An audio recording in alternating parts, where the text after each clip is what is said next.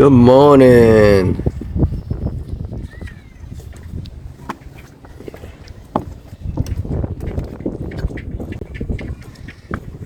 Welcome to the driveway.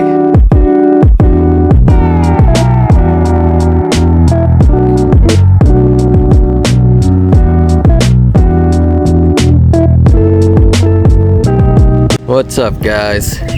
So unfortunately, after going through all the brakes and that whole last video we made, rotors, caliper, tie rod end, pads, this happened.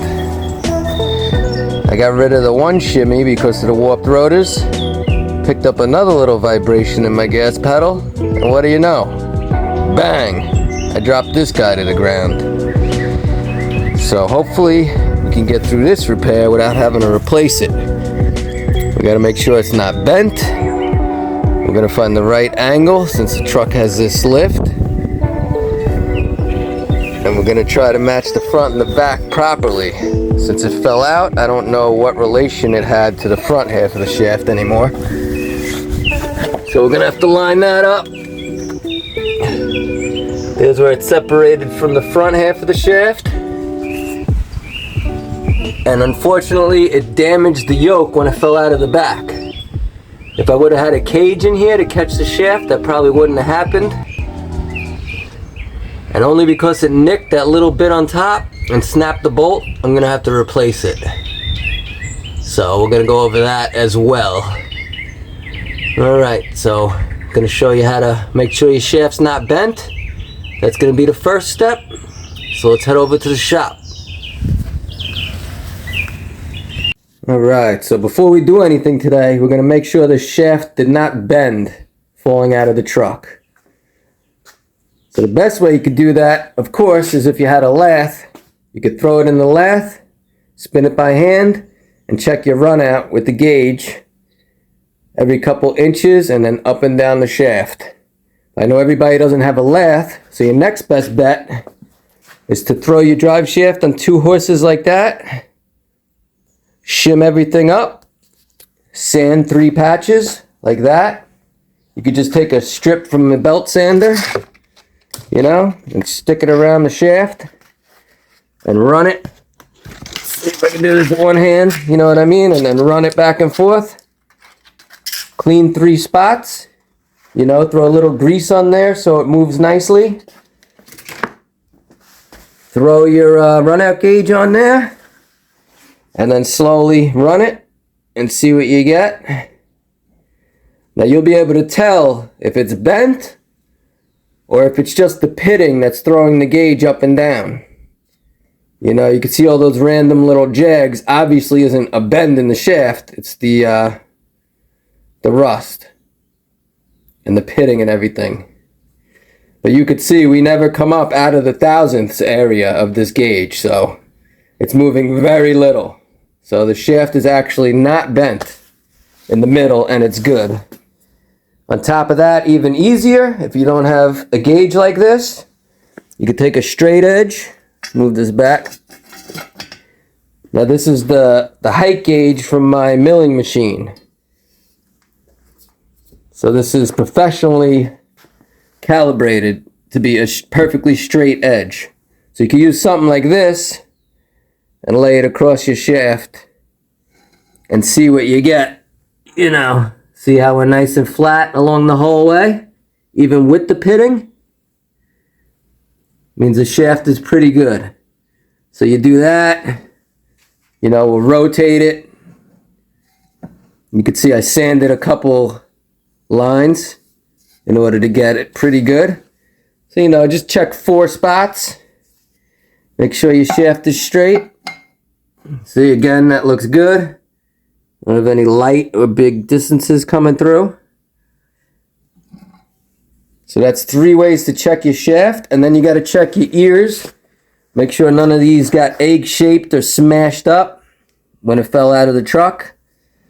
Those are good. These all look good.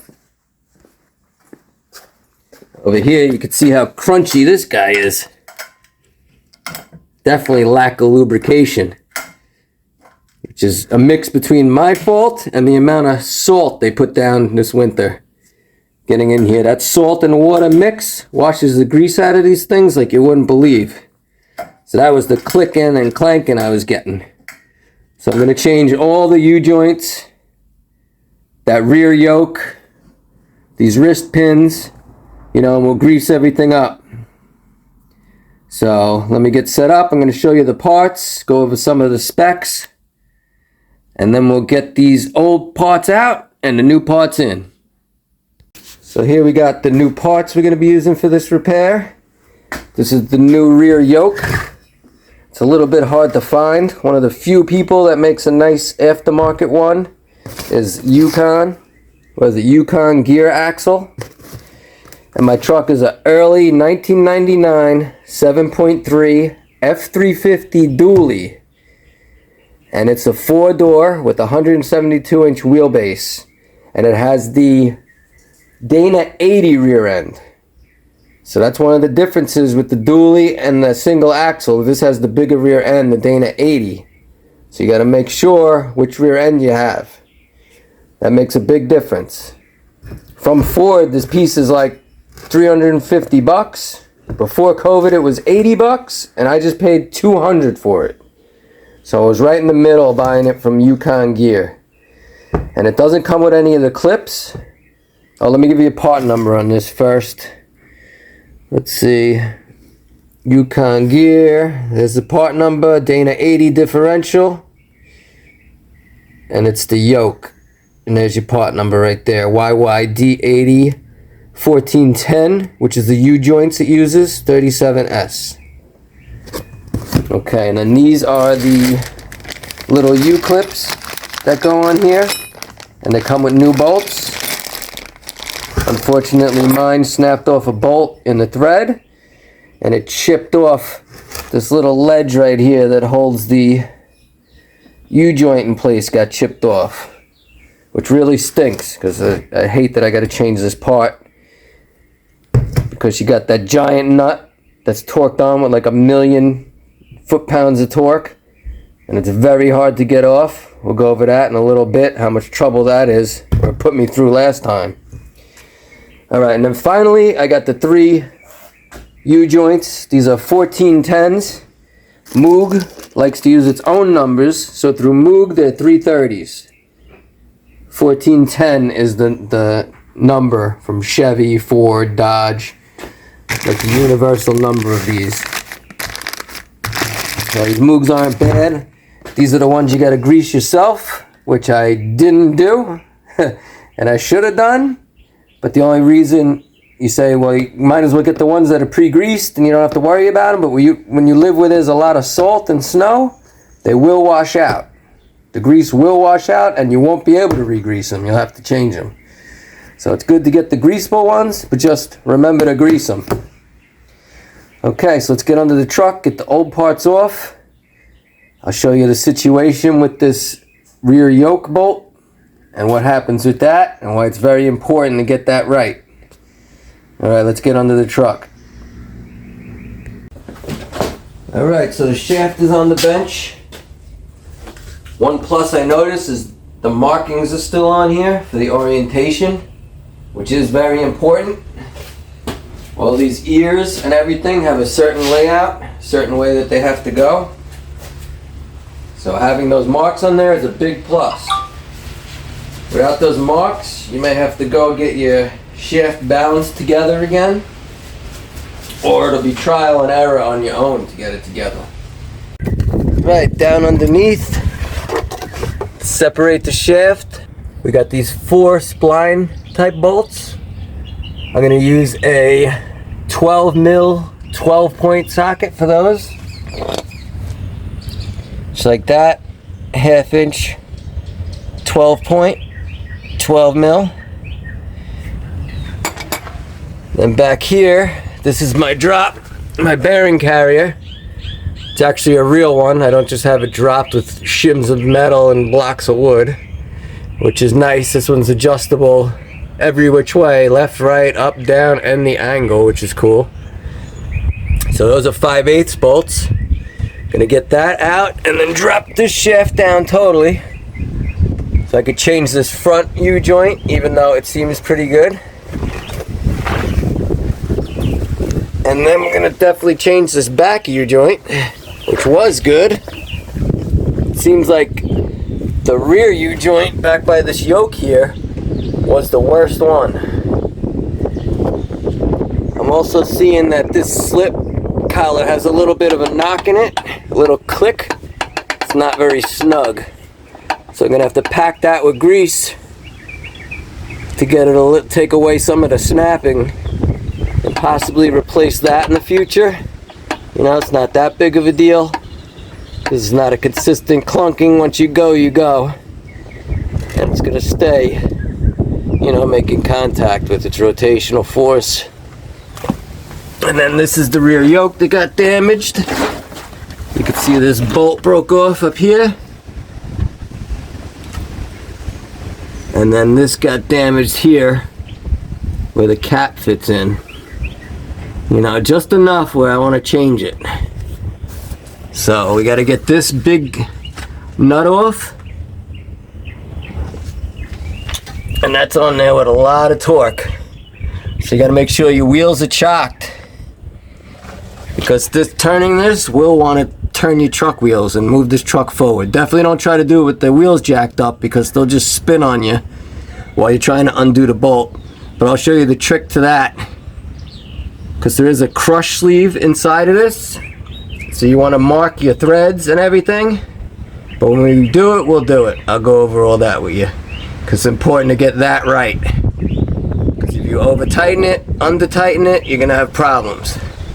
So now I'm going to get this front shaft off, bring it in the garage, and I'll show you how to get the U-joints off and on. One other thing I want to show you while I'm under here, before I forget, is how steep this front drive shaft is.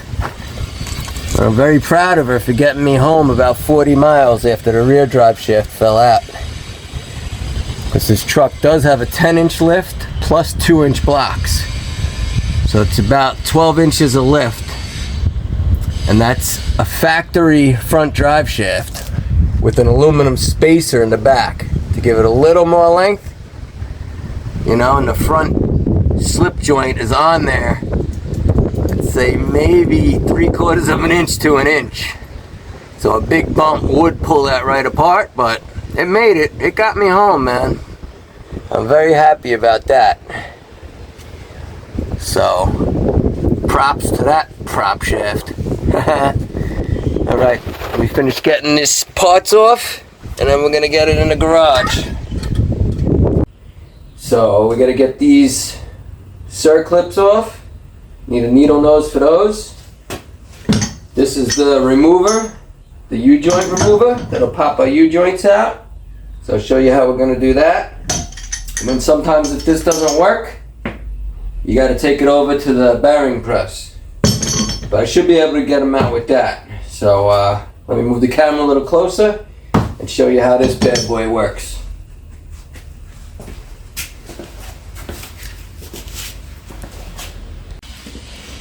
Alright, first thing we got to do is get these little circlip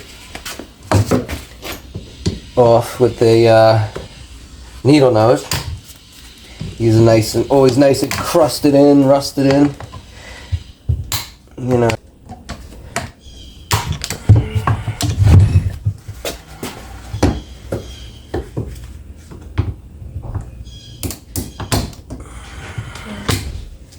Okay, it's that guy.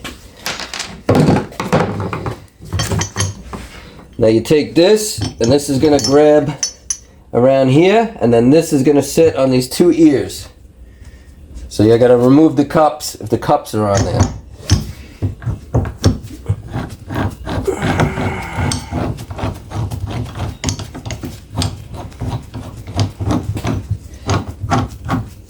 So as this pulls this up, it's going to push that side out and pop it out, and that's a 1/2 inch. Always keep your threads greased. You'll wreck your tool fast.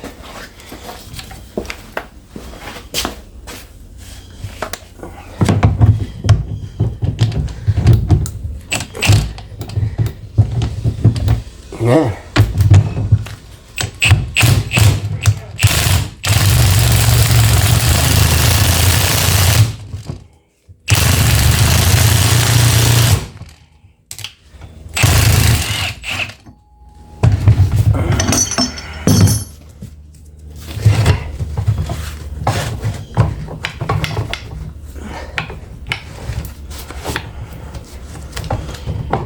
Crazy part is it doesn't always get it enough.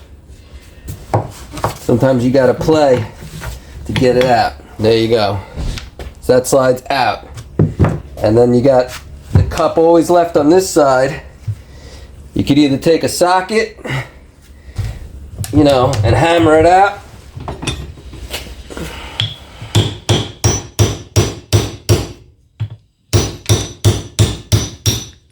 Like that. Or I could show you over here if it's really hard. You can also use a ball joint tool.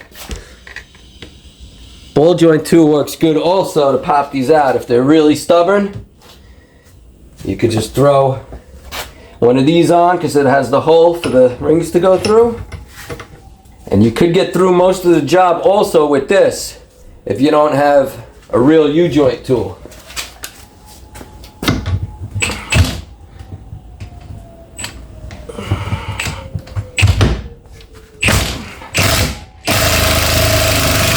Oh. See, that makes quick work of that. So there's a bunch of ways to do it. The hammer, socket, ball joint tool, remover, you know. So let's get to this side is the same pretty much because it only has one connection on it. Let's get this one off. Same thing, circlips. This is the real bad crusty one. Crunchy one with not a drop of grease left in it. I don't know how this got so bad. You could tell that it's salt corrosion and stuff just by how crunchy everything is.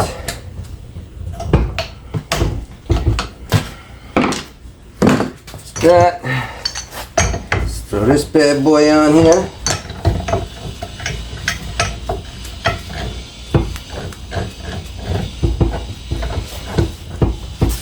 See, like right now, you could use the ball joint tool also, and you could just throw that underneath and push it down and through. It's the same effect.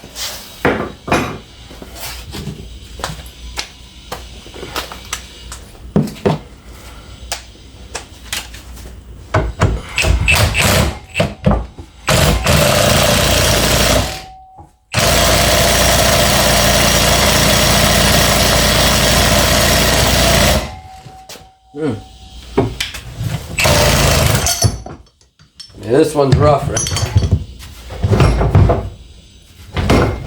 That's definitely what you call a seized ball joint. Let's try the other one here.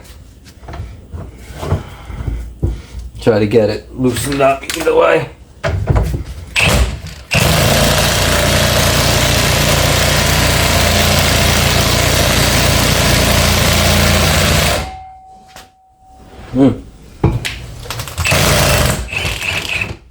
Wow. This one is in there.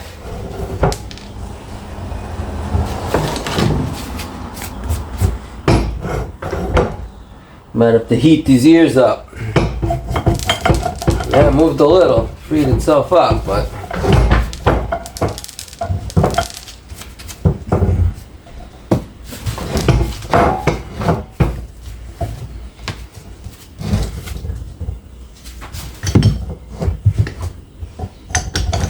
my torch here, I'm going to heat this a little bit.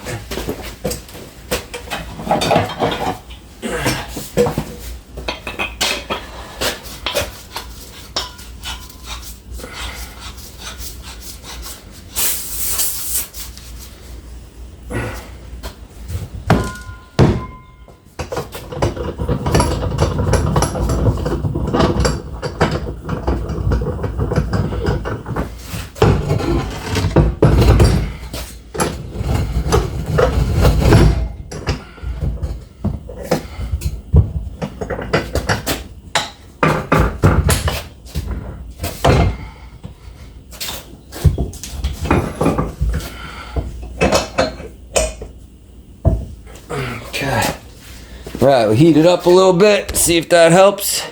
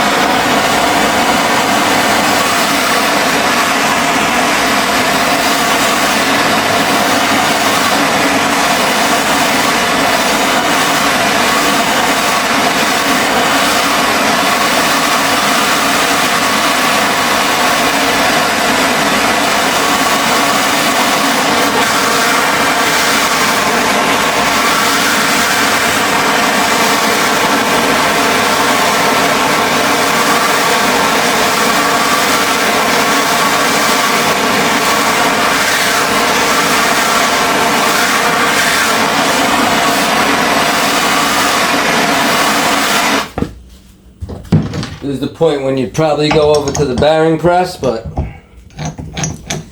might be able to get it. My bearing press is buried at the moment.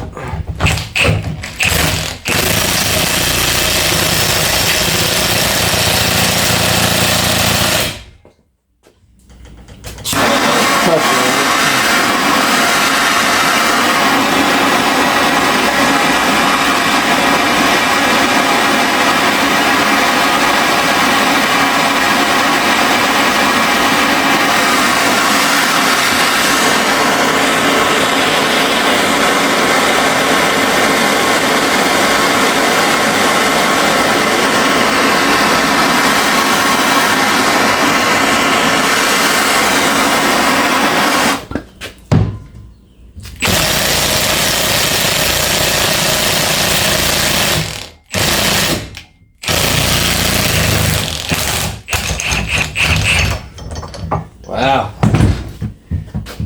that guy's in there. This top didn't move at all.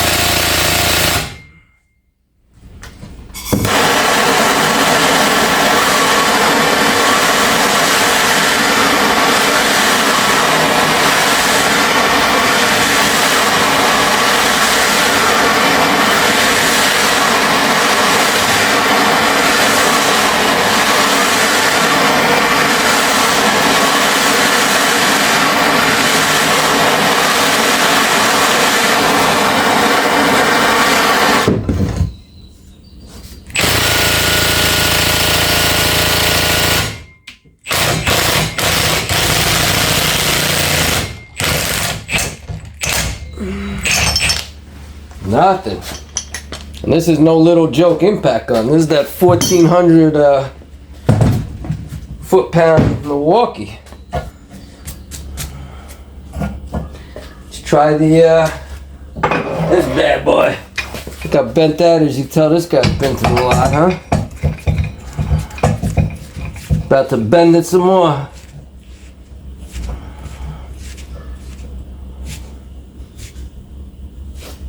I don't know if it's gonna ride right with it being so bent.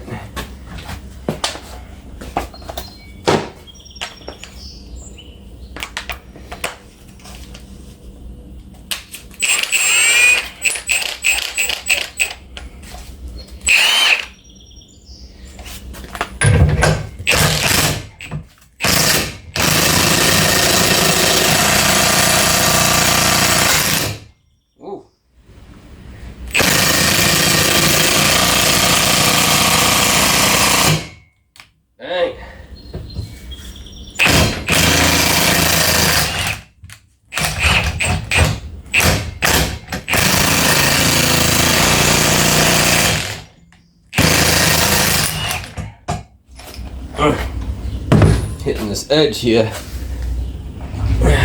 Cut.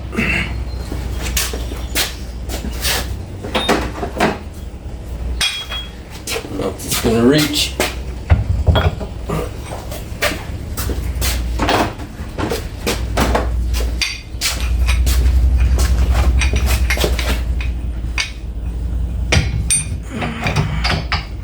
No. Huh. It's the hard part, trying to hold this thing right, especially when it's bent.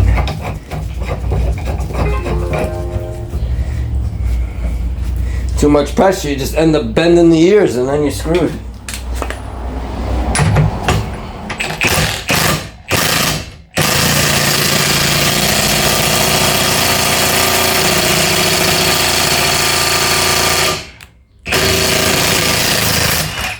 Wow, that's crazy. That's crazy. Let's try this guy again now.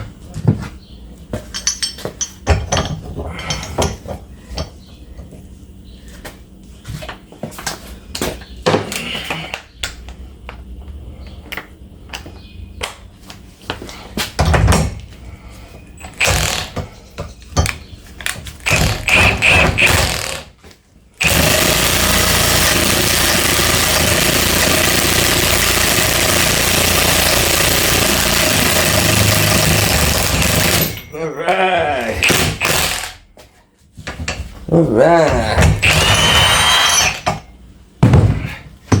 Wow. Look at that. That's a roasted nugget right there, huh? God dang. This out now. Of course, it's the side with the zerk in it, right? And then this guy's down. Mother trucker. Yeah, we'll flip it and gotta go the other way now.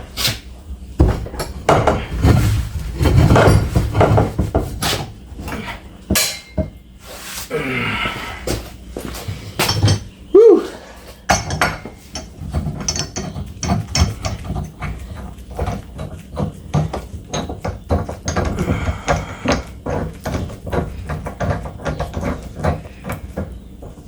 Good thing with this, because with the cut missing on top, it'll still do the right thing because it's not pushing off the top. It's pulling from the ear.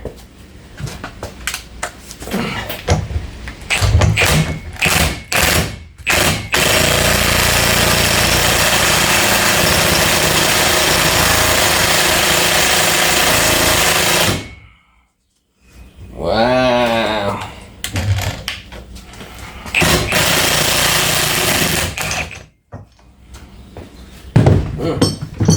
This one is brutal.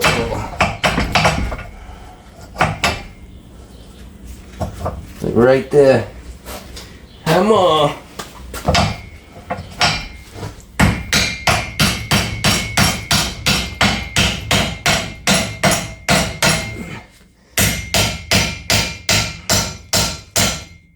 Oh yeah.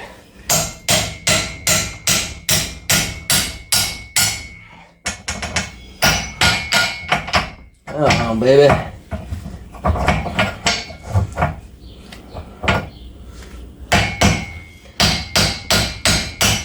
There you go. All right. Look at that. Think we could put that on Marketplace? Huh? Scrappers will take it. Okay. See if we could socket this bad boy out, huh?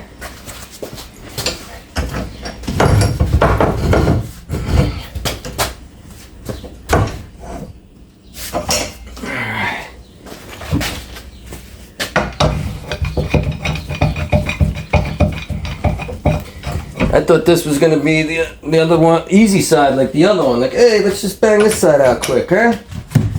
No, of course not.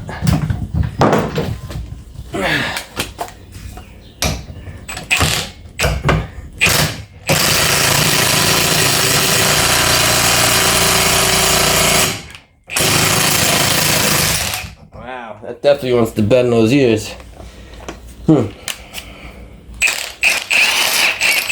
Like go down enough so it doesn't hurt the ear. No, it's too much of an angle. Huh. Let's see. See what we can do here.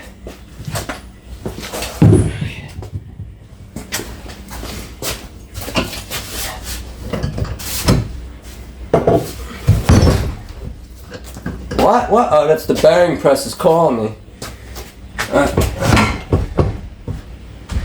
Not gonna listen though. We're gonna get this out with brute force.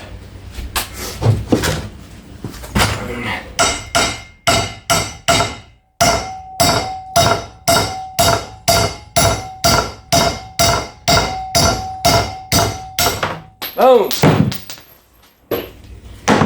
Alright. Get that. So, I'm gonna have to use a multi-tool and clean up the tunnel for the circlip. Now actually, the part that's bent could be on the part of the circlip that doesn't go in. It might exactly make it. Might exactly make it. Definitely a little crushed there, but I'm pretty sure I had this issue the last time I did the U-joint, so. Alright. This garbage out of here. We'll work on the four-way side. Show you how that comes off. And I got grease all over my nice little table here.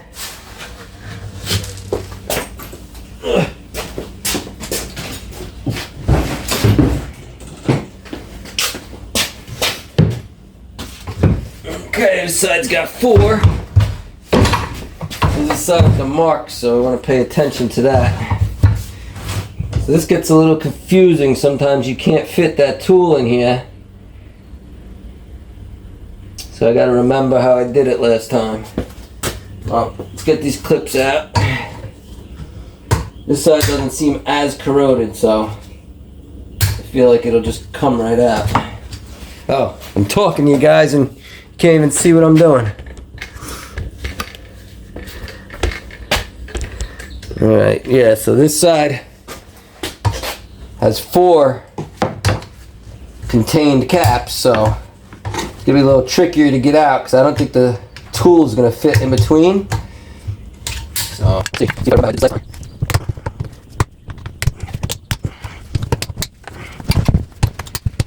Squeeze it. Stop sliding the bottom. Just use the other fighting. You know what's going to slide together? Perfect. In and up. Okay. Now this. How did I do this last time? Did it fit in here? Trying to remember how I did this.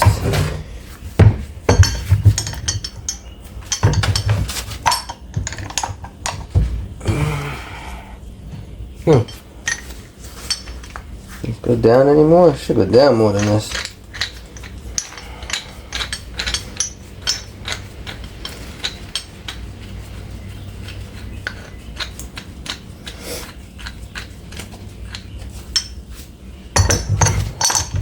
Okay, that's like that. It should work.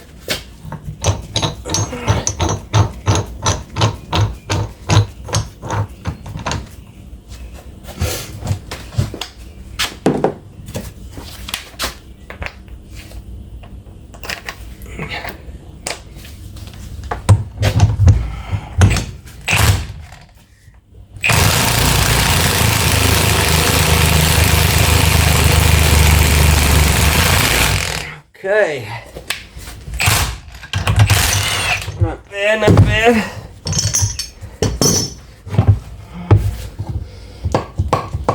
Let's see if you get this cap out the rest of the way. Give you that just enough play to get this out, you know? You get a bigger pliers.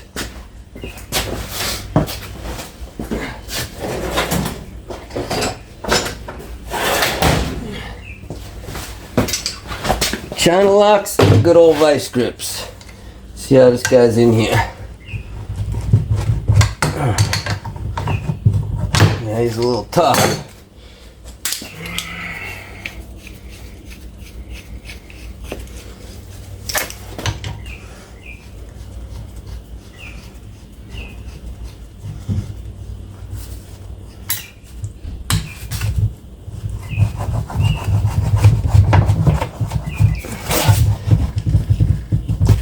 Okay, there's that ear. Should be able to come down and out. I might have to push that way now. I think you gotta play games with this shit and go both ways. Just enough so you can get it out. So we went one way, now we're gonna go in the opposite direction.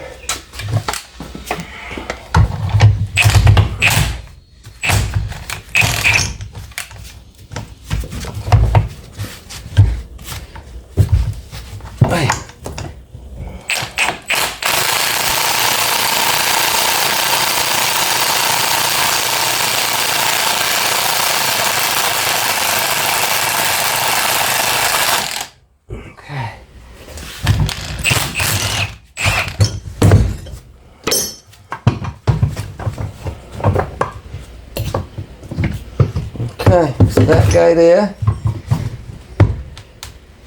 This guy, we just do the old bada bing bada boom.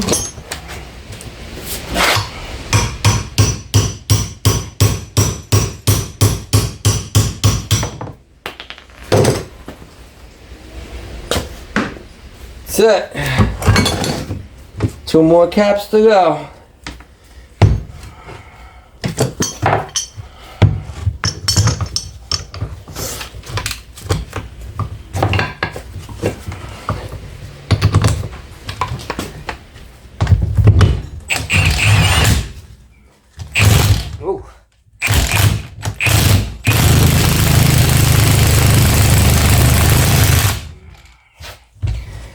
How far are we here?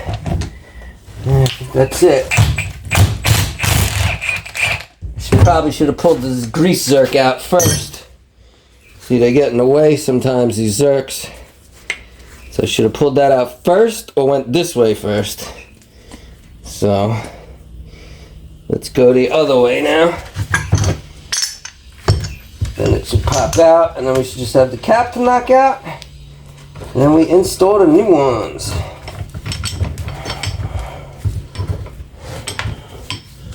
I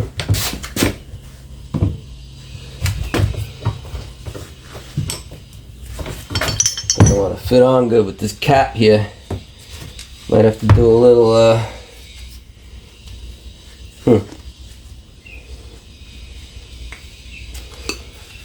see if I could just pop the zerk out quick.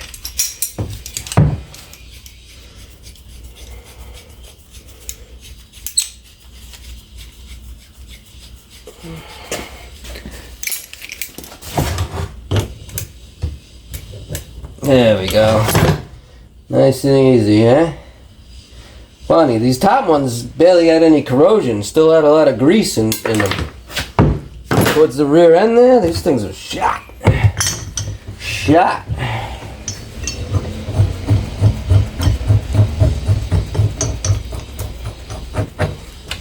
Man, everything's so dirty now.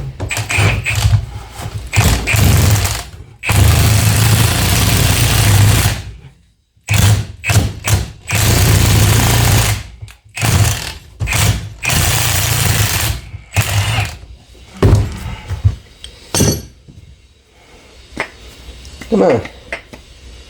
Not enough? Right there. Right there, boy. Alright, let's see if we get this cap out.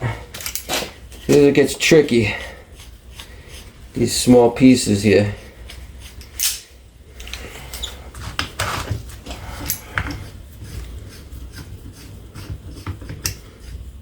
Then we do the opposite. Put everything back together.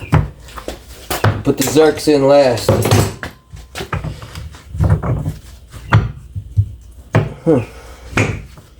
Wow. The shoulders are so tight on this one. Doesn't want to give you room to come out. It's crazy. I'm gonna have to ride backwards on it.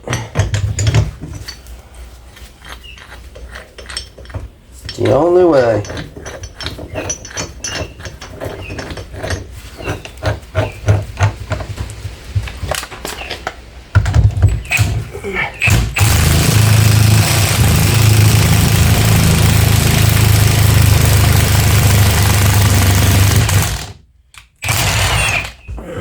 good? I couldn't see.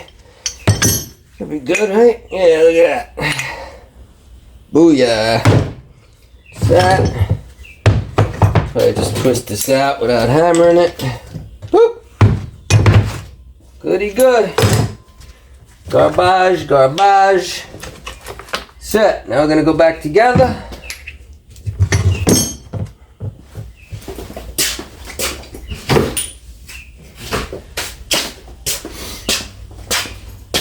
Nice new one here. Rag. Clean this up a little bit here.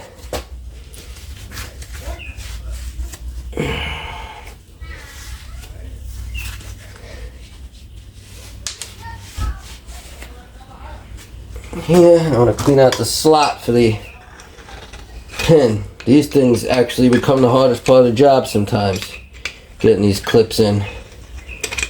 I've had to use a little Dremel and make my own groove so many times, ridiculous.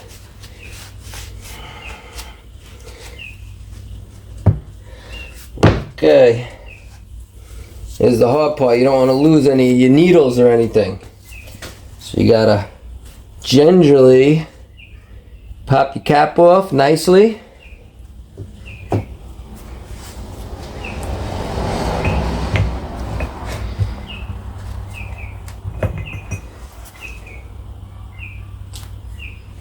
Pop the cap off.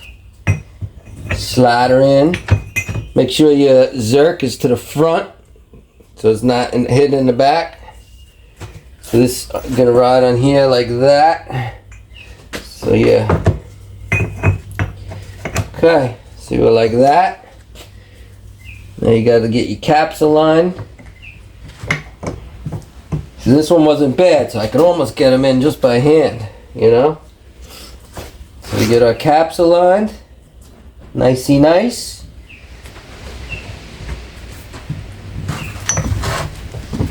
Yeah.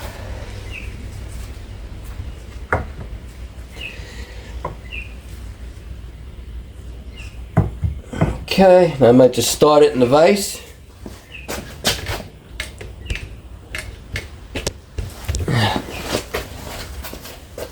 Because you want to go slow, because you're going to get these to go in nice and straight. They start going in crooked, or you lose the needle, falls out, you're screwed. You got to take it apart.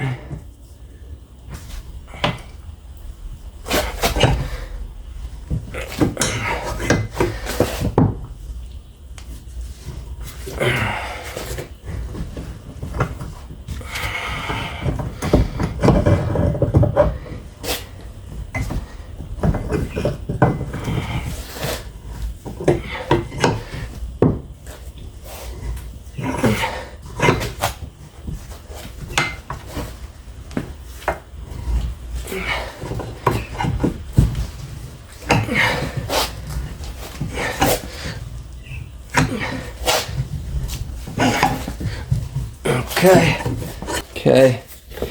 We'll take those two remaining caps off nicely. Not sure if I should have done this first or that first, but I was just working backwards. Might have been easier to put it on the big part first and then the little part, but we'll find out. Now is when this would work. You just don't want to overdo it. You want to go just enough to get your locks in. So you're going to get one side down enough and then get your lock in. Your circlip lock, and then get the other side in so it can press against the lock without falling out.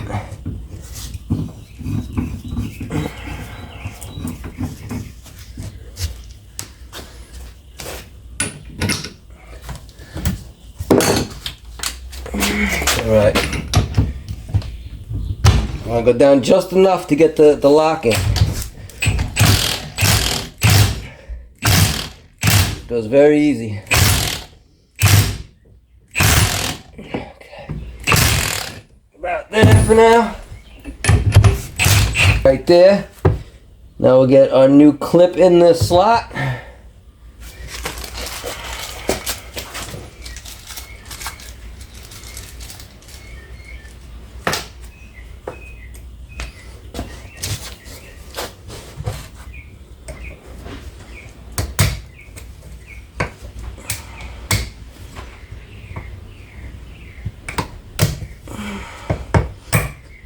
Beautiful. New clip in the slot. Now that will keep this from going down too far. Now we use the tool. Get this side down the rest of the way.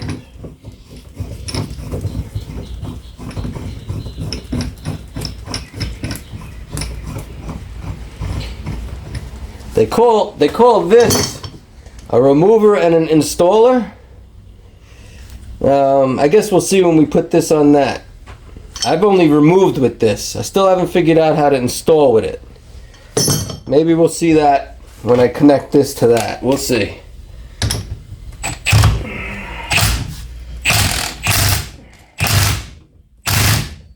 Okay. Looks good. Oh.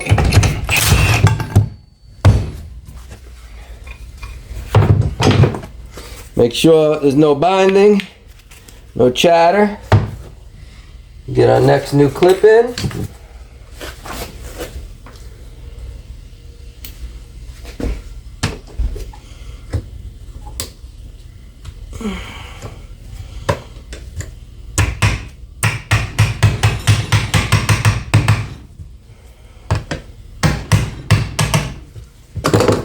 Make sure we're in the slots.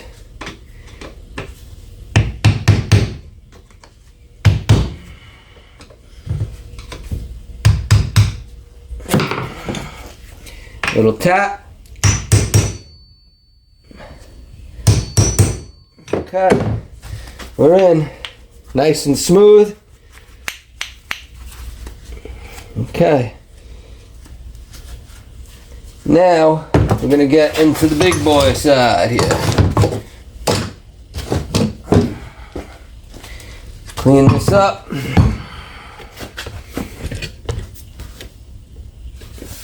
Clean up these ears.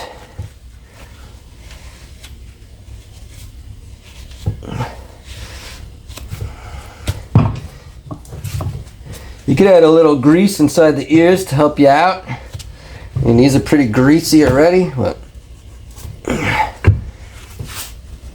just gunk out of here. You just don't want to pick up any sand or anything into the while you're moving it.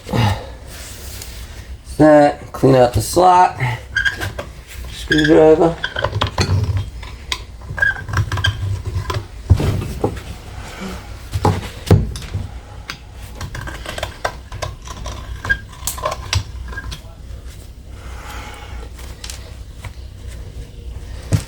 Okay.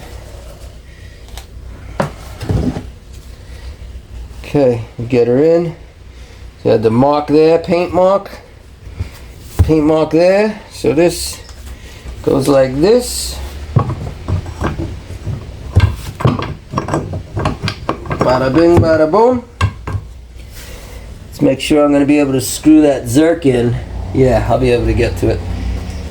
That's that. Let's start our... Make sure your pins are all in there, tight and straight, nothing popping out. It's gonna really suck if one falls over and you gotta re-pull this off. This one's good.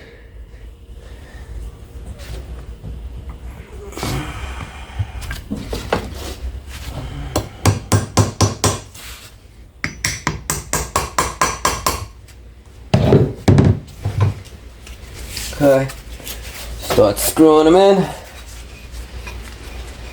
A little big for me to put up in the vise, so I'm just going to use this to start. The hard part's lining it up again, making sure you don't bend any pins down or nothing.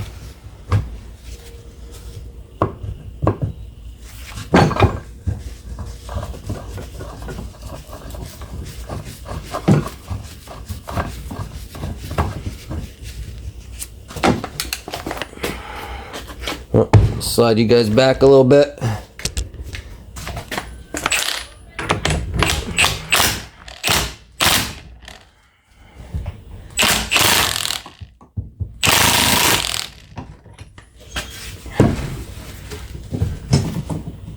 Oh.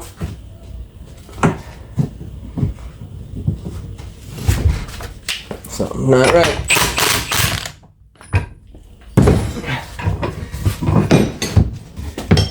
thing.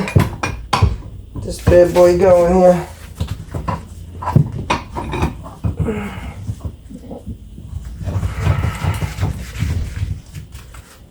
Good old bent U-joint puller.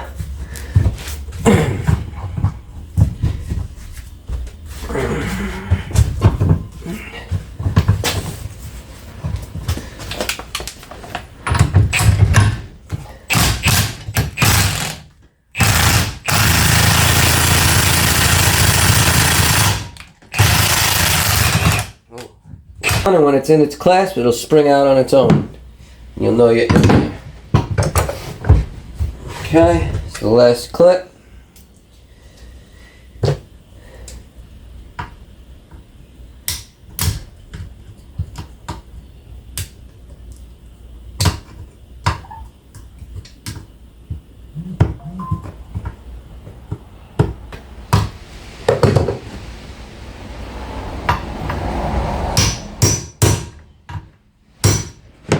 Okay. See how this is popping up a little in the middle? That means there's a little bit too much pressure. So we're going to tap this guy back a hair. That's it. Make sure everything moves good.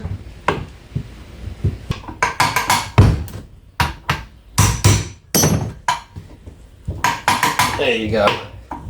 Now we're good. Alright. Well, that sucked, huh? It's good though. So now I'm gonna get that one in and that one in, and then I'll see you at the truck. Alright, back under the truck. The one thing I love about this truck being so high is I never gotta jack it up. I could just roll right under it and do what I gotta do, almost sitting Indian style. Anyway, so here's my spiel on this pinion nut. I've already changed this before. Same reason for damage on this. I didn't like it. So the factory nut is a little thinner than this one. This one's actually thicker. And this is very hard to get off. It's on with an incredible amount of torque, and it has locking threads on it. So if you were to jack your truck up and you tried to get this off with a breaker bar or something, you're just going to spin the back tires. So you want to make your tires on the ground and make sure you chock your wheels so your truck doesn't move. And then a quick tip is to buy for like 50 bucks. You could get this corded impact on Amazon, and it's got like 1,400 pounds of reverse torque on it. And it zips that nut right off, believe it or not. You could sit with a 5-foot breaker bar all day trying to get this nut off, and this $50 impact gun will get it right off. I think even the Bauer at Harbor Freight will get it off. But you got to make sure it has like 1,400 pounds of force on the reverse. And the Milwaukee, their heavy duty cordless, has 1,400 pounds in reverse also, and that'll knock this nut off. Alright. Secondly, I'm going to take a wire brush, clean this all up, because we're going to mark exactly where it is. And we're going to count the threads, but you can see there's barely any threads because this nut is so thick. But we're going to mark exactly where the yoke is, exactly what threads we are on, because this is like there's a crush sleeve in this differential. So when we put this back on, we're not looking to put it back on at a certain torque, because it's already been torqued and that sleeve has already been crushed. So if you crush it more, there's no going back. So that sleeve squeezes the bearings together, and that's going to set how tight your pinion spins. And that's what you call preload on the bearings. So if you go too tight, you're going to over compress them, you're going to build up heat, and the bearings are going to wear right out or even seize up on you. You get like a whine, and it's going to fail. And if you go too loose, you're going to have play, it's going to get sloppy, clunking, and then it's going to wear out. So that's why we're matching the original position, and that works. So don't worry about trying to get to a factory torque setting or anything like that, because that's already been done. You're only going to do that if you're rebuilding your rear end. So it's very important right now to put this back together the same way we get it off. So I'm going to wire brush this, we're going to mark it, and then I'm going to zip it off with the impact gun and get the new one right on. Shouldn't be too bad.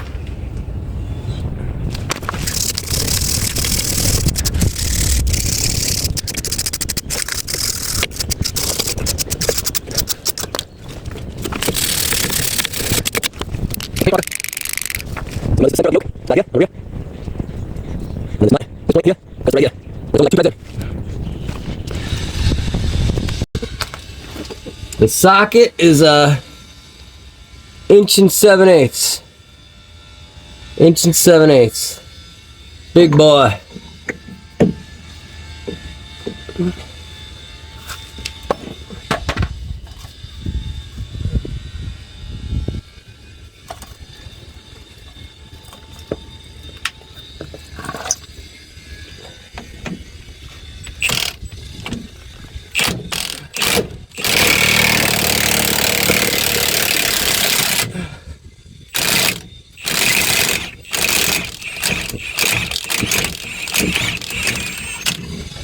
Okay. See how easy that was? I don't know if you ever tried to do one of these by hand, but it's very hard. Trust me, I've been there for a long time. So now you can see all the play in this. So I want to get this off without knocking everything around in here. This holds this up straight and steady.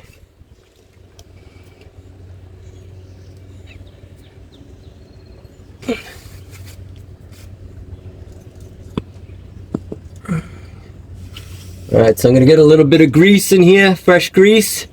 This is your oil seal right here. That'll give it a good bite on there. So let me go get some grease.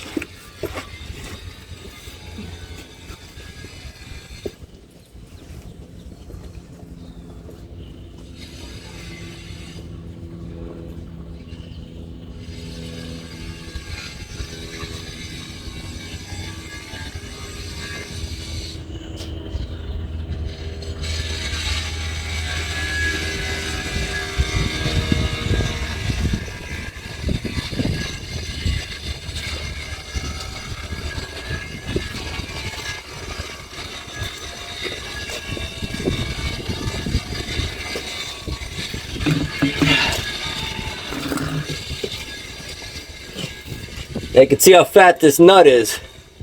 So don't get worried if you see a lot more threads on yours. This is an aftermarket nut. It's just way bigger and thicker because you're supposed to change the nut every time you do this. But I just did this a couple years ago. So I don't think I got to change that nut.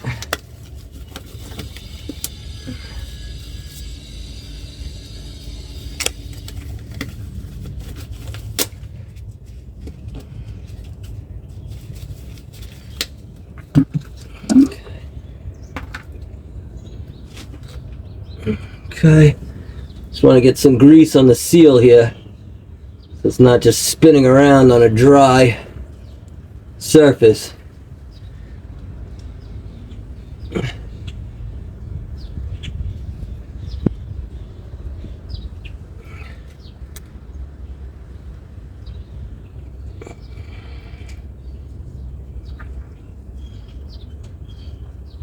You messed this up. Actually, that was the reason I changed this yoke too. That's right, this was leaking, so I redid the seal. That's what I did.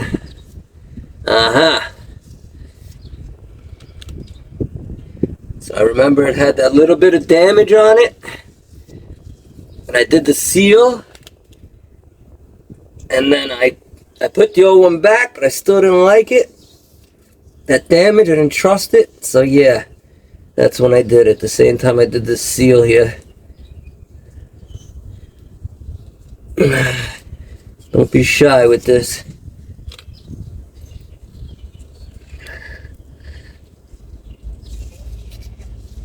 Okay.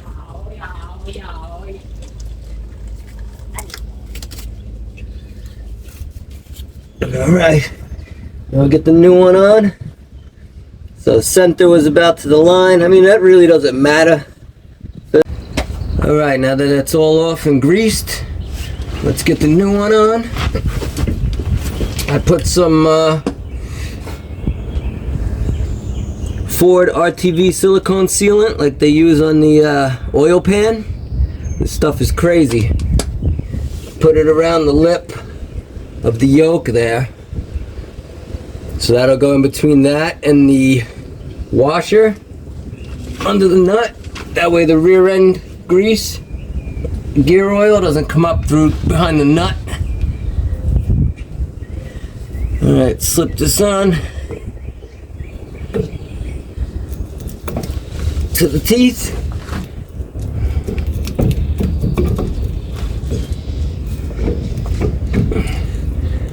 As you turn it, it kind of pops out further. That's how this works here.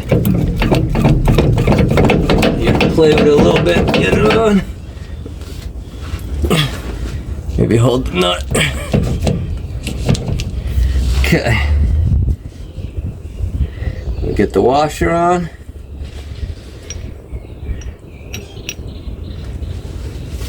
Now the nut. Just clean it up a little bit. The nut.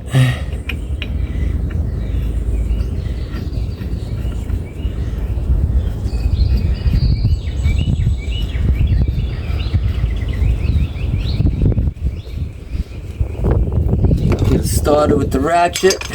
This is something you're going to want to do by hand, because remember, you're not torquing it. Don't consider it tightening, consider it setting the preload on that crush washer. So you just want to try to get it back to where it was. You don't want any of this in and out play, left to right play. You're going to rely heavily on feel right here. So let's try to hold it up and out of the hole like that.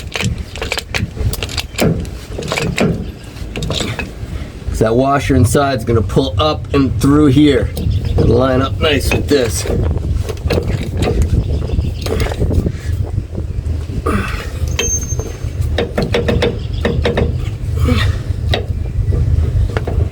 That's about it. You can see my mark is just a hair off. I just got to go a hair tighter. Use the breaker bar for that.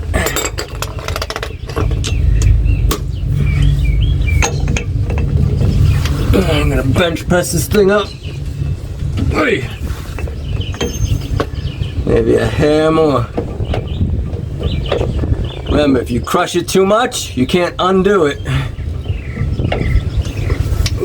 Hair more.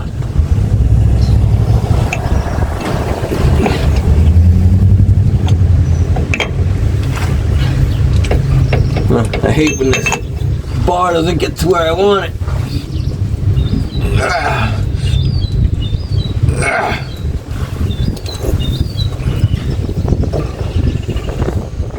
Not bad, not bad.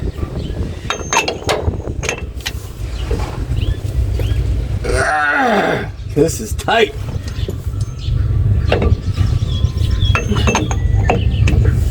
That's it, I'm gonna get under here and bench press this thing.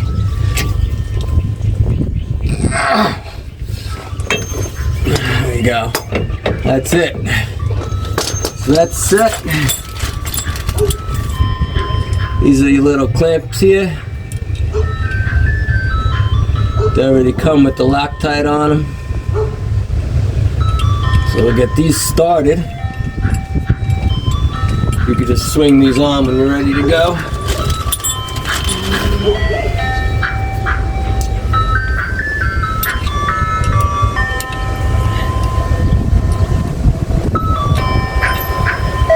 Okay, and that's the yoke.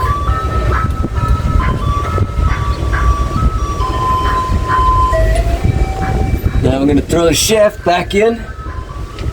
Another plus is my angles were already set, so I shouldn't have to mess with the angles at all as far as vibration. It'll just be the U-bolts, that's it. and my alignment of my yokes. And then we'll test driver and see if we get any shaking. So let's get this shaft back in.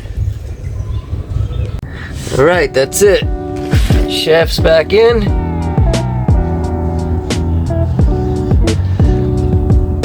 Take her for a test drive, make sure there's no vibration. I'm going to fluid film those joints, keep the rust off them. This boot right here that had that play in it, I packed with grease, and just the pressure of that grease helps keep that that little knock away. You know, you pack that slip yoke with grease, and when you stick it on there, it creates like a vacuum, and that creates like a barrier to keep it from knocking around, which is pretty cool. And it actually works. So I guess if there's a vibration, there'll be a part 2 to this. If there isn't, all is well. Alright, that's it, guys. Thanks for watching. That's how I do it. Peace.